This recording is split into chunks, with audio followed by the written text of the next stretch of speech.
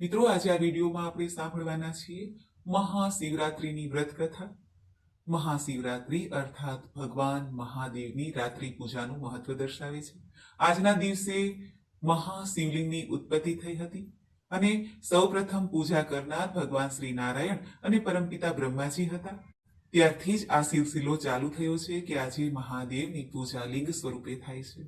સમુદ્ર મંથનની કથા દરમિયાન પણ એવું કહેવાય છે કે મહાદેવે જ્યારે હલાહલ વિષને ગ્રહણ કર્યું ત્યારે દેવી સતીએ તેમના કંઠમાં એટલે કે ભગવાન મહાદેવના કંઠમાં સ્થાપિત કર્યું, જેને કારણે ભગવાન મહાદેવ નીલકંઠ કહેવાણા.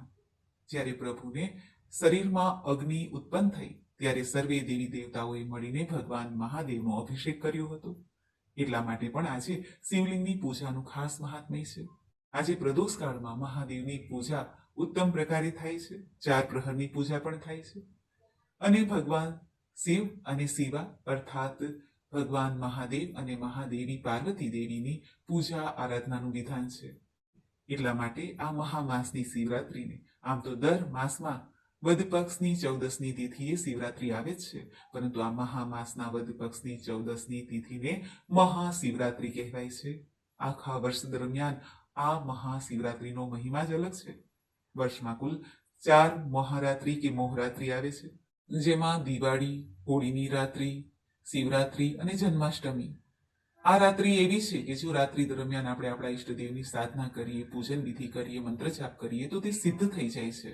માટે આ રાત્રિને મહારાત્રિ કે મોહરાત્રી કે પછી કાલરાત્રિ કહેવાય છે. કાલોના પણ કાલ, મહાકાલને પ્રિય એવી આ મહાશિવરાત્રી છે અને આજના દિવસે ભક્તો વ્રત ઉપવાસ પણ કરે છે, કથા સાંભળે છે ભગવાન મહાદેવના પરચાની, જે આપણે આ વિડીયોમાં સાંભળશું મહાશિવરાત્રીની વ્રત કથા. જો આપને આ વિડીયો પસંદ આવે તો લાઈક કરજો, શેર કરજો. આપ આ ચેનલ પહેલી વખત જોઈ રહ્યા છો તો સબસ્ક્રાઇબ કરી લેજો, જેથી આવનારા વિડીયોની માહિતી આપ સુધી તુરંત પહોંચી શકે. ધન્યવાદ.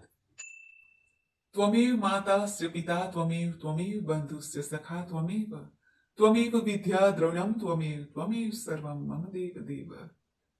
બોલો ભગવાન શક્તિપતિ મહાદેવની છે. આજના દિવસે ભગવાન ભોળાનાથના શિવલિંગની ગંગાજલ છે અથવા સાદું જલ છે, પુષ્પ, બિલ્વપત્ર, ભાંગ, ધતુરો, કાચું દૂધ, દહીં, મધ, શેરડીનો રસ, કાળા તલ, સફેદ તલ અને આંકડાના પુષ્પોથી, તુલસી દળથી પણ ભગવાન મહાદેવની પૂજા ઉપાસના થાય છે. ખાસ કરીને રાત્રિએ નિશિતા કાલમાં પૂજા કરવી સર્વશ્રેષ્ઠ મનાય છે. આજના દિવસે ભક્તો વ્રત પણ રાખે છે. સવારથી વ્રતનો સંકલ્પ થાય છે કે વ્રત પોતે કેવી રીતે કરવા માંગે છે, નિર્જળા કે ઉપવાસ. કારણ કે મહાદેવનું આ વ્રત છે, તેમાં આહાર લેવાતો નથી. જો વ્રત ન થાય તો ચિંતા ન કરવી. પ્રભુની ઈચ્છા માનીને ભલે આપણે સાત્વિક ભોજન લઈએ, પરંતુ રાત્રિમાં મહાદેવની પૂજા ઉપાસના કરી શકીએ છીએ. પૂજા ઉપાસના ન થાય તો માનસી સેવા તો ઉત્તમમાં ઉત્તમ છે. જ્યાં બેઠા છો ત્યાં ને ત્યાં જ પૂજા ઉપાસના થઈ જાય છે મનથી. આવો આપણે સાંભળીએ ભગવાન ભોળાનાથને પ્રિય એવી આ મહાશિવરાત્રીની વ્રત કથા. બોલો ભગવાન શક્તિપતિ મહાદેવની જય. વર્ષો પહેલાની વાત છે. એક પ્રદેશમાં એક મોટું જંગલ. આ જંગલમાં એક સરસ મજાનું સરોવર હતું. આ સરોવરના કિનારે એક મોટું બિલ્વ વૃક્ષ હતું અને તે ઝાડની નીચે મહાદેવનું નાનકડું શિવલિંગ હતું. આ જંગલમાં રહેતા હરણા દરરોજ આ સરોવરમાં પાણી પીવા આવતા હતા. પાણી પીને તેઓ આ બિલ્વ વૃક્ષની નીચે આરામ કરતા, બેસતા, જાણે કે મહાદેવના દર્શન કરતા હોય. એક દિવસ પર્વતની તળેટીમાં રહેતા ભીલ વહેલી સવારે ખાધા પીધા વગરના પોતાનું તીર કામઠું લઈને જંગલમાં શિકાર કરવા નીકળ્યા. તે દિવસ મહાશિવરાત્રીનો હતો, તેથી રસ્તે આવતા જતા લોકો એકબીજાને શિવ શિવ એવું કહેતા. તેને પણ રસ્તામાં બધાને શિવ શિવ એવું કહ્યું. તે પણ દેખાદેખીમાં શિવ શિવ બોલતા રહેતા હતા. આમ ભગવાન મહાદેવનો મનમાં મંત્ર જાપ થઈ ગયો. આ શિકારી આખો દિવસ શિકારીની શોધમાં આમ તેમ ફર્યો, પણ તેના હાથમાં નાનું સરખું સસલું ન આવ્યું. તે આખો દિવસ ભૂખ્યો રહ્યો, તરસ્યો, ભટક્યો. સાંજ પડતા તે પેલા સરોવરના કિનારે આવીને પહોંચ્યો. તેણે સરોવરનું મીઠું જળ પીધું, તરસ છીપાવી. પછી તે બિલીના વૃક્ષ નીચે એટલે કે ભગવાન શિવજીના જે શિવલિંગ પાસે બિલ્વ વૃક્ષ હતું ત્યાં આવીને બેઠો. તેણે જાણીએ અજાણીએ જ ભગવાન મહાદેવના દર્શન કરી લીધા. એવામાં અંધારું થઈ ગયું. ત્યારે તેણે ઝાડ પર રાતવાસો કરવાનું વિચાર્યું. તે બિલ્વ વૃક્ષની ઉપર ચડી ગયો. કદાચ રાતના કોઈ જાનવર આવે સરોવરે પાણી પીવા તો તેનો સહેલાઈથી શિકાર કરી શકાય, આવું વિચારીને તે બિલ્વ વૃક્ષો ઉપર બેઠો બેઠો રાહ જોતો રહ્યો. તે ઝાડ ઉપર તો ચડ્યો, પણ તેને શિકાર જોવામાં ઘણી તકલીફ થતી હતી. તેના કારણે તેના મોઢા પાસે જે બિલ્લીના પતરા આવતા હતા, ડાળીઓ આવતી હતી, તેના પાંદડા તે જે નડતા હતા તેને તોડી તોડીને તે નીચે ફેંકવા લાગ્યો. જે પાંદડા ફેંકતો હતો તે અજાણતા જ શિવલિંગ ઉપર પડતા હતા. આમ કરતા રાતમાં 11 વાગ્યા. ત્યાં એક હરણ સરોવર કિનારે પાણી પીવા માટે આવ્યું. શિકારી બાણ મારવા ઝાડ પર જેવો આઘો પાછો થયો કે ઝાડ પરથી કેટલાક બિલ્વપત્ર ખરીને નીચે શિવલિંગ પર પડ્યા. પાંદડાના અવાજથી હરણ ચમકી ગયું. તેણે ઊંચે જોયું તો શિકારી બાણ તાકીને બેઠો હતો. આથી હરણે આર્દ્ર સ્વરે કહ્યું, હે શિકારી, તમે હમણાં તીર છોડતા નહીં. પહેલા મને એકવાર મારા ઘેરે જઈને મારા બાળ બચ્ચાને મળી આવવા દો. પછી તમે ખુશીથી મને મારજો. મને કોઈ વાંધો નથી. આ સાંભળીને શિકારી હસ્યો અને બોલ્યો, વાહ રે હરણ વાહ, તે મને તારા જેવો ભોળો અને મૂર્ખ ધારી લીધો છે કે શું? હું તારી વાતથી છેતરાઈ જઈશ નહીં અને હાથમાં આવેલો શિકાર છોડી દઈશ નહીં. મારે ઘેરે પણ મારા બાળ બચ્ચા ભૂખ્યા સૂતા હશે. ત્યારે હરણ ફરી બોલ્યો, અરે ભાઈ શિકારી, તું જરાક મારી પર વિશ્વાસ રાખ. હું મારી જિંદગીમાં કોઈ દિવસ જૂઠું બોલ્યો નથી અને બોલીશ પણ નહીં. સૌને સૌના બાળ બચ્ચા ઉપર હેત હોય છે, માટે તું મારી આટલી માંગણી માન્ય રાખ. સવાર થતા હું પાછો આવી જઈશ. હરણની દયા ભરેલી વાણી સાંભળીને શિકારીને પણ દયા આવી. તેણે હરણને ઘેરે જવાની રજા આપતા કહ્યું, જો હરણ, હું તને તારા બચ્ચાની દયા ખાઈને જવા દઉં છું, પણ તું મારી સાથે વિશ્વાસઘાત કરતો નહીં. સવાર થતા તું જલ્દીથી પાછો આવી જજે. ત્યારે ભલે ભાઈ કહીને હરણ તો રાજી રાજી થતું ઘેરે ચાલ્યું. થોડી વાર બાદ ત્યાં એક હરણી પાણી પીવા આવી. તેણે પણ શિકારીને બાણ મારવા જતા રોક્યો અને શિકારીને કહ્યું, મને મારા બાળ બચ્ચાને મળી આવવા દો, પછી તું મને ખુશીથી મારજે. હરણીએ પણ શિકારીને ખૂબ કાલાવાલા કર્યા, એટલે શિકારીએ તેને પાછા આવવાનું વચન આપી જવા દીધી. શિકારી બંને હરણ અને હરણીની રાહ જોતો બેસી રહ્યો. તે ઝાડ ઉપર સમય પસાર કરવા માટે બિલ્લીના પાન તોડીને નીચે નાખતો હતો. આ બધા બિલ્વપત્ર નીચે રહેલા શિવલિંગ ઉપર ચડતા હતા. આમ અજાણપણે શિવજીની પૂજા તે કરી રહ્યો હતો. હરણ હરણી ઘેરે જઈને પોતાના બચ્ચાને ભેટ્યા અને સગા વહાલાઓને પણ મળ્યા. પછી તેમણે બધાને શિકારીની વાત કરી. સવાર થવાને થોડી વાર હતી. હરણ હરણી તે શિકારીની પાસે જવા તૈયાર થયા. ત્યારે તેના બચ્ચા અને સગા વહાલા પણ બોલ્યા, અમે પણ તમને એકલા મરવા નહીં દઈએ. મરીશું તો આપણે બધા સાથે જ. ભલે શિકારી અમને પણ તમારી સાથે મારી નાખે. આમ કહીને બધા હરણ અને હરણી શિકારી પાસે ચાલી નીકળ્યા. થોડી વારમાં ટોળું સરોવર કિનારે આવી પહોંચ્યું. શિકારી તો હરણનું મોટું ટોળું જોઈને નવાઈ પામ્યો કે મેં તો 2 જ હરણને જવા દીધા હતા, અહીં તો કેટલા બધા આવ્યા છે.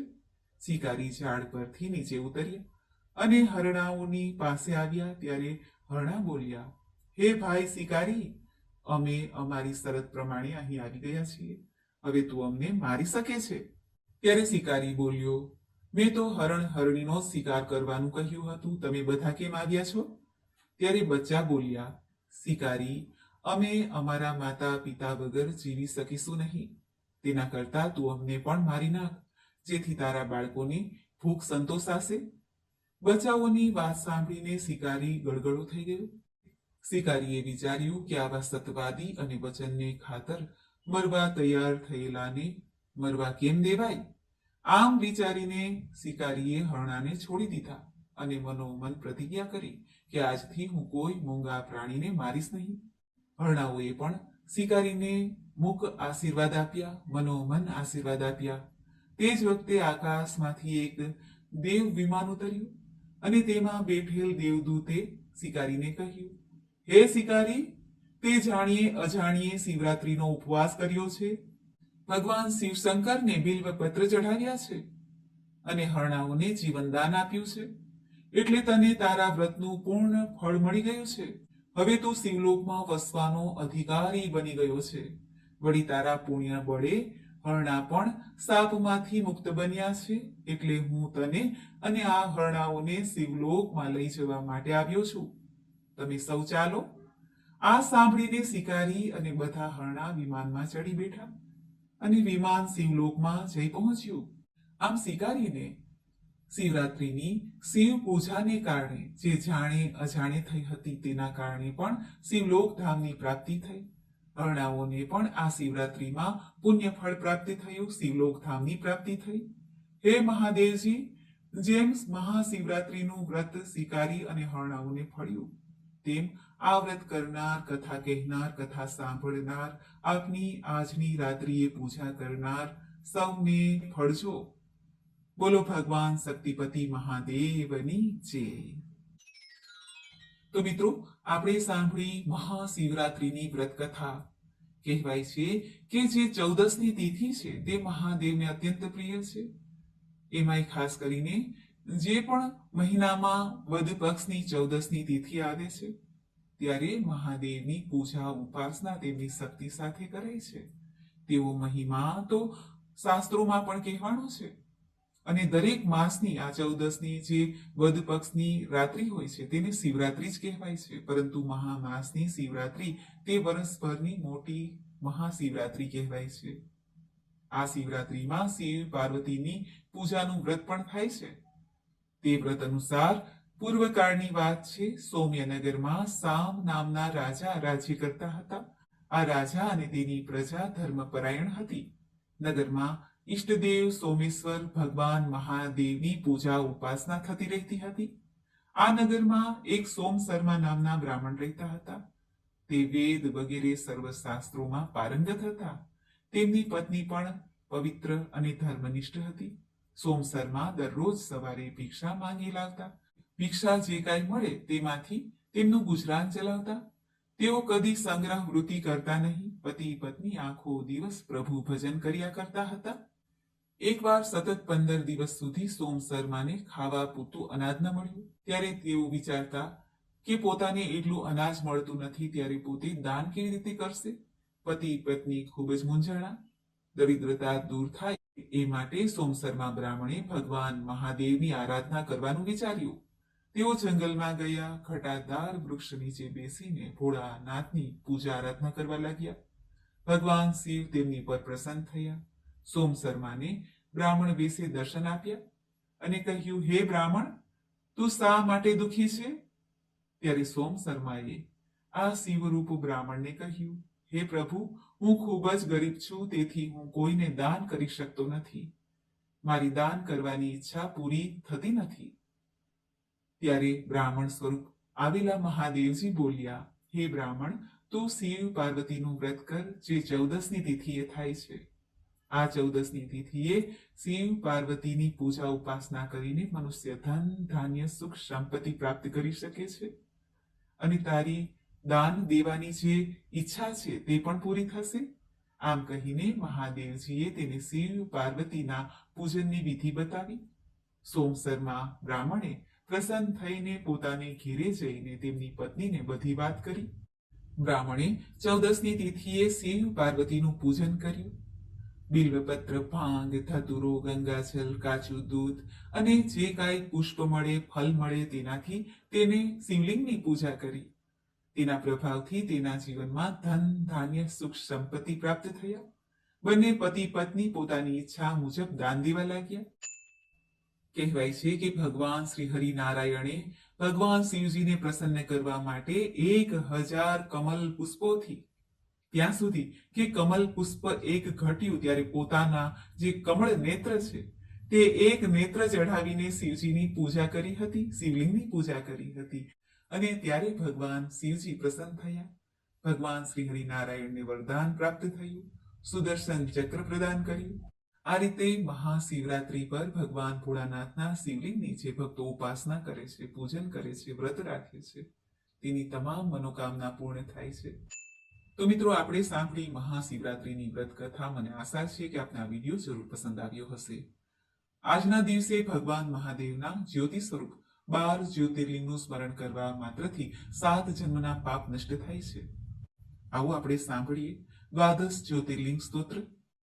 સૌરાષ્ટ્રે સોમનાથમ ચ શ્રીશૈલ મલ્લિકાર્જુનમ ઉજ્જૈન્યામ મહાકાલમ ઓમકારમ મમલેશ્વરમ પરલ્યામ વૈજનાથમ ચ ડાકિન્યામ ભીમશંકરમ સેતુ બંધેતુ રામેશમ નાગેશમ દારુકાવને વારાણસ્યામ તુ વિશ્વેશમ ત્રયંબકમ ગૌતમી તટે હિમાલયે તુ કેદારમ ઘુસ્મેશમ ચ શિવાલયે એતાની જ્યોતિર્લિંગાની સાયં પ્રાતઃ પઠેન્નર સપ્તજન્મ કૃતમ પાપમ સ્મરણેન વિનશ્યતિ.